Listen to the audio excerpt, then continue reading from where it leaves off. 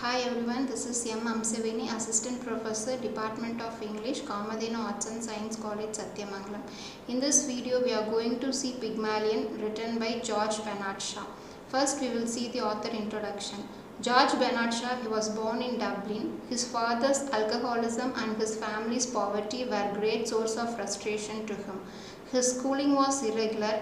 He cultivated music, visited art galleries and theatres, spent most of his time regarding literature. In 1876, he joined his mother in London and never went back to Ireland for many years. After reading Marx Das Kapital and accepting socialist ideas, in 1884 he joined the Fabian Society, a socialist organization which advocated the gradual introduction of social reforms instead of drastic immediate revolutionary measures. In 1925 he was awarded the Nobel Prize for Literature. He became a music critic and theatre critic. He supported the introduction of Lisbon into England, a new drama where the dramatist was both ethical philosopher and social reformer. Next we will see the characters in Pygmalion. First important character is Eliza Doolittle. She is a flower seller with a lower class accent. She learns to speak standard English, passes for a member of the social elite and grows angry when her efforts are unacknowledged. Next important character is Henry Higgins.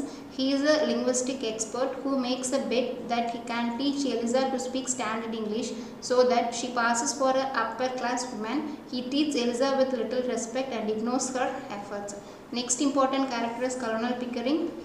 Henry Higgins and Colonel Pickering become friends with Higgins and makes the bet with him regarding Eliza. He treats everyone including Eliza with respect. Now we are going to see the plot overview of Pygmalion. In the first act, it starts in Covent Garden, London. It was a rainy evening.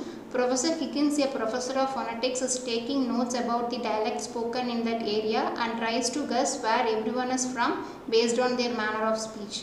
Here he meets a poor flower girl, Eliza Doolittle. Higgins bets his friend Pickering that he could teach Eliza to speak so well in just 3 months that she could pass for a noble lady. In second act, it starts in Higgins' laboratory. Pickering steps in and begs Higgins that he can't teach Eliza to speak so well that she passes as a wealthy lady at an ambassador's garden party in 6 months. He offers to pay for her lessons. Higgins likes the idea and tells his housekeeper Mrs. Pierce to wash Eliza and dress her in a new clothes.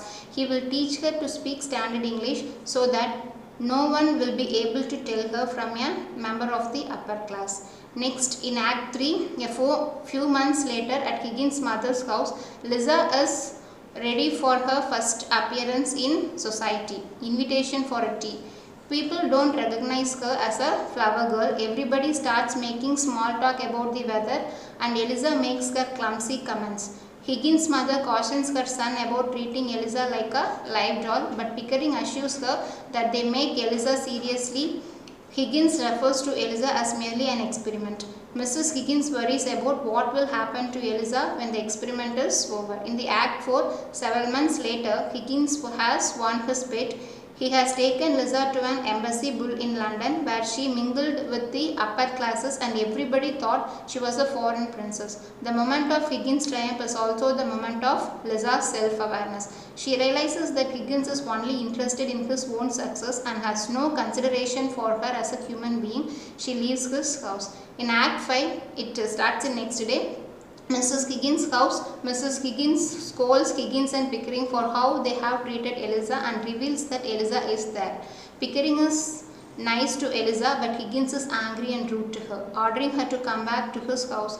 Eliza thanks Pickering for teaching her good manners, but she says to Higgins that she is a slave despite her expensive clothes. She then says that if she can't have kindness from him, she will have her independence. She tells Higgins that she will become a teacher of phonetics, stealing everything she has learned from him in order to take his clients. Higgins is suddenly impressed by Eliza's strength and confidence. Eliza shows she was the will of her own. By concludes, we don't know if Eliza marries Freddie or she goes to live with Higgins. Thank you.